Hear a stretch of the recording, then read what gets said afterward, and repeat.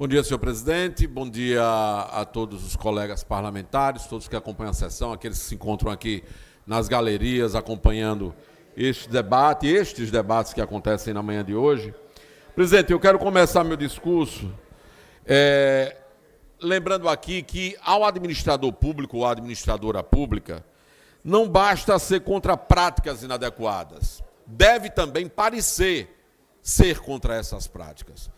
Quem está à frente da administração pública tem que ser firme naquilo que defende e mostrar que, de fato, defende aquilo.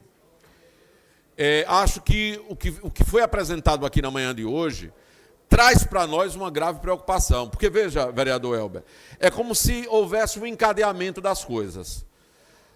Deixamos de realizar a regra constitucional de concurso público, fazemos um processo de terceirização, de quarteirização do serviço público. Não usamos a licitação como regra para as obras, para os serviços que vamos prestar à comunidade. E depois a gente é aturdido com notícias desse tipo, né, que estão sendo feitas arrecadações com objetivos políticos, etc. Obviamente que eu aqui estou querendo dizer que é necessário investigar, é necessário apurar, mas vejam por que é que nós, que defendemos o serviço público, o tempo inteiro estamos aqui advertindo os administradores para tomarem cuidado com as opções que fazem. E as opções têm sido muito ruins. Eu quero pedir, Paranhos, que você coloque aí o edital número 2 de 2025, publicado pela administração municipal. Se você puder aumentar um pouquinho, é bom. Esse edital é um edital de chamamento público para a formalização de termo de colaboração com a organização da sociedade civil, OS. Esse edital número 2. Logo aí no início, se vocês pegarem ali aquela parte do objeto do contrato, vejam o que está escrito ali. Eu pediria a atenção dos colegas.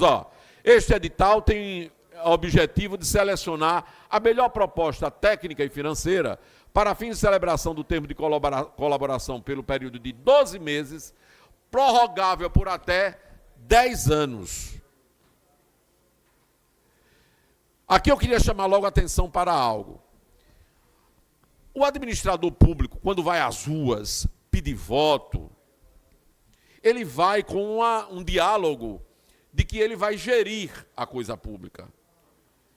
E eu tenho percebido, ao longo da história, aqui em Aracaju, em Sergipe, a gente tem percebido que o administrador público tem feito todo o caminho para abrir mão da sua obrigação de ser o gestor da coisa pública. E terceiriza, coloca para terceiros, para entidades da sociedade civil, essa responsabilidade. Veja, e os períodos são absurdos. Você transfere para terceiros, no caso, uma OS, por um período de 12 meses, prorrogável por mais 10 anos, o gerenciamento e a oferta de um serviço, como é o caso do serviço de saúde, especificamente esse, que abrange a maternidade Lourdes Nogueira. Vejam, é entregar para o setor privado, é entregar para terceiros a responsabilidade de gestão e de prestação do serviço, que a rigor devia estar sob a responsabilidade do gestor, eleito pelo povo, porque o povo não elegeu a entidade que funciona como SA ou SB para gerir o serviço de saúde. Eu questionei aqui a secretária de saúde, no dia em que ela esteve conosco, na terça-feira, sobre essa questão da necessidade de realização de concurso público para o município ter os seus quadros para fazer a gestão, para ofertar o serviço. A resposta dela, todos aqui ouviram, foi que ela já tinha cumprido a parte da secretaria, porque tinha feito o levantamento do quadro de necessidades, passou para a secretaria competente, que deve ser a CEPLOG, para a realização de concurso, e a resposta foi, veja a resposta, olha a resposta dita aqui pela secretária. Não, nós já estamos, que a secretaria já está no limite prudencial. Vereador Pastor Diego, não existe limite prudencial para secretarias. O limite prudencial que a lei de responsabilidade estabelece para a despesa de pessoal é da administração pública.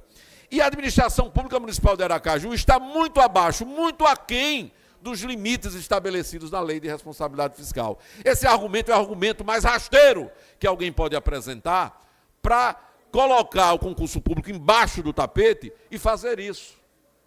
transferir a responsabilidade de gestão, de oferta de serviço para terceirizados. Agora, o que é mais grave, e aí, de fato, não tem como deixar de haver a comparação que os colegas fazem aqui.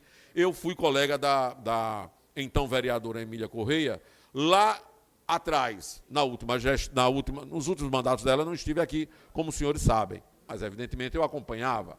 E não dá para deixar de fazer uma comparação da postura e das cobranças que a agora prefeita tinha quando era vereadora em relação a essas questões. Porque, por exemplo, é um escândalo isso que está possibilitado nesse edital número 2, porque ele vai permitir que a OS, que eventualmente venha a ser selecionada aí, ela terceirize os serviços. E ao terceirizar, hoje a gente não fala mais nem em terceirização, já fala em quarteirização. Volta àquela forma de contratação, por exemplo, com os médicos, que é da pejotização. O médico, para trabalhar, tem que abrir mão do conceito de trabalhador. Ele vira uma pessoa jurídica. Ele deixa de ser um trabalhador com direitos assegurados. Aí, eu quero perguntar à prefeita Emília, que fez publicar esse edital, se ela de fato concorda que uma médica perca o direito à sua licença maternidade. Que uma médica, eu estou falando da médica, mas eu quero falar aqui das enfermeiras, eu quero falar aqui das outras servidoras, perca o direito ao 13º, perca direito ao mínimo do arcabouço jurídico protetivo aos trabalhadores. É assim, porque é isso que acontece. Quando você pejotiza, transforma um trabalhador numa pessoa jurídica, isso aqui é pejotização, para aderir, ele tem que se inscrever como pessoa jurídica, ela perde os direitos trabalhistas assegurados na legislação.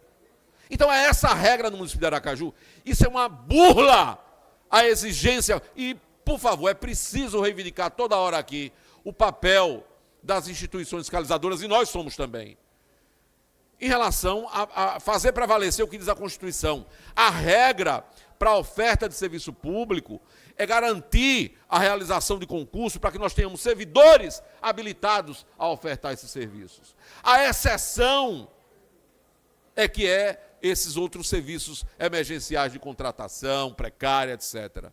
O que é que está acontecendo no momento?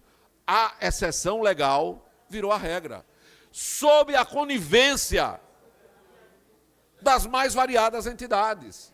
E nós não podemos aceitar isso como regra, porque a Constituição ainda não foi alterada. Então, essa situação termina permitindo uma série de questionamentos sobre a gestão que é preciso, sim, ter resposta. É preciso ter resposta. Nós estamos assistindo, eu já estive aqui na tribuna, colocando os problemas de contratação de OS no âmbito do Estado, OS que estão sendo questionadas em outras unidades federadas, OS que colocam como endereço para prestação de serviço de saúde uma empresa que trata com frutos do mar, OS que não foram aceitas em outras unidades federativas que estão prestando serviço aqui.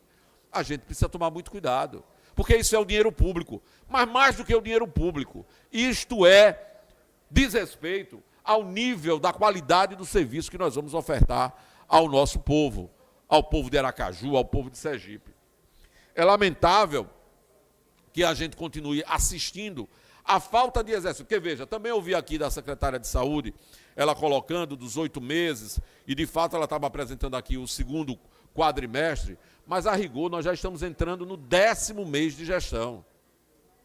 E não dá para, a todo momento, nós sermos surpreendidos com alternativas emergenciais, mas são emergenciais que levam a 10 anos, a possibilidade de 10 anos de um modelo de gestão. É isso que a administração municipal de Aracaju vai oferecer ao seu povo? Foi isso que a prefeita, de fato, durante a sua campanha, argumentou e apresentou para a população? Era essa a postura que tinha a vereadora aqui? Isso nós temos que questionar. E quero, de novo, reforçar a necessidade de uma profunda, digamos, uma pactuação da nossa sociedade, e aí a pactuação tem que ser feita entre executivo, legislativo, mas também Tribunal de Contas, Ministério Público, e outros organismos, Ministério Público do Trabalho, para que nós possamos acompanhar esses procedimentos e entender quais são as consequências da burla ao concurso público, porque é uma burla. E quem é que se beneficia disso? O vereador Elber fez uma boa pergunta aqui. A gente precisa identificar os reais beneficiários disso. Agora, com certeza, a população não tem sido beneficiada por isso. Porque eu disse aqui, discordando respeitosamente do meu colega Vinícius Porto, um dia que a secretária estava, sobre o posicionamento em relação às OSs. Do que eu acompanho há bastante tempo, porque sou servidor, porque tenho interesse direto como servidor, porque sou cidadão, porque tenho exercido mandatos parlamentares, acompanho, e o que a gente observa é que, lamentavelmente, por exemplo, na saúde, os lugares em que a gente tinha maior problema de atendimento, qualidade de atendimento, não eram exatamente os lugares que haviam sido terceirizados com a promessa de que ia ser resolvido.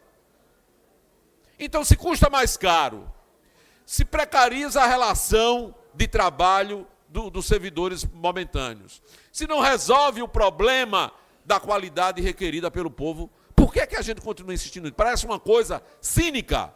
Não dá certo, mas nós vamos continuar. A resposta é continuar e ampliar a execução desse modelo de gestão. Isso é cínico.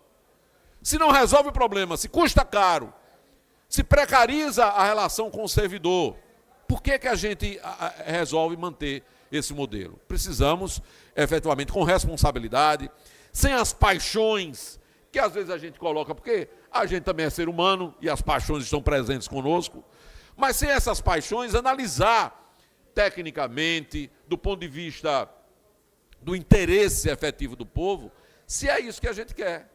E é claro que a prefeita tem que dar essas respostas, né? E é claro que as entidades que têm o condão de fazer a fiscalização também têm que dar essas respostas. É por isso que aqui, na Câmara, a gente não pode deixar de ter esse controle, essa fiscalização, o espaço da denúncia, porque a gente quer as respostas.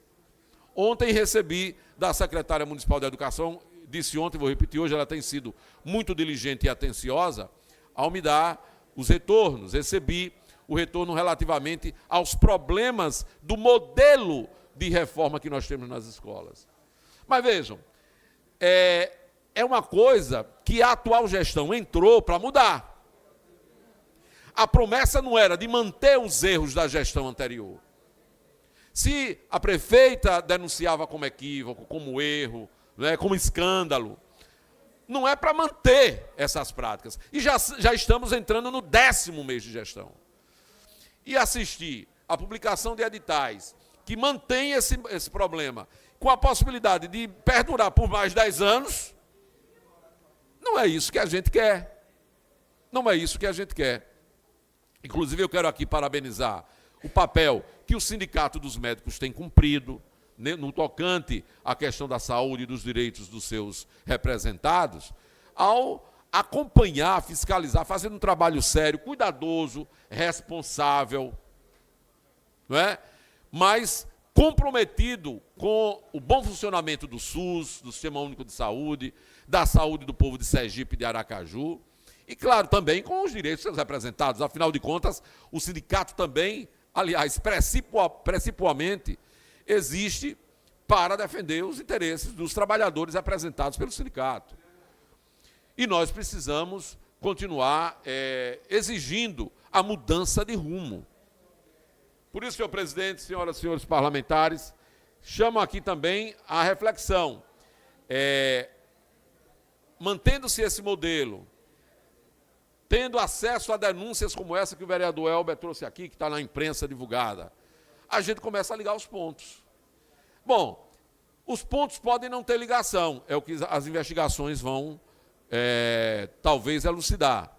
Mas que é permitido a qualquer cidadão começar a dizer, espera aí, então essa sanha que existe no Estado brasileiro de entregar ao setor privado o serviço público, tem um objetivo de beneficiar algumas figuras, alguns personagens, e não é o povo. A gente precisa cada vez mais elucidar isso. As investigações precisam ser feitas, as respostas precisam ser dadas. Porque eu não concordo que por trás disso tem uma ingenuidade, não. Por trás disso tem uma política. E é essa política que a gente precisa desvendar, cuidadosamente, dialogando com a administração municipal, tratar de superar. Porque não é para isso que nós estamos aqui, para continuar asseverando os erros. Obrigado, presidente. Obrigado aos colegas.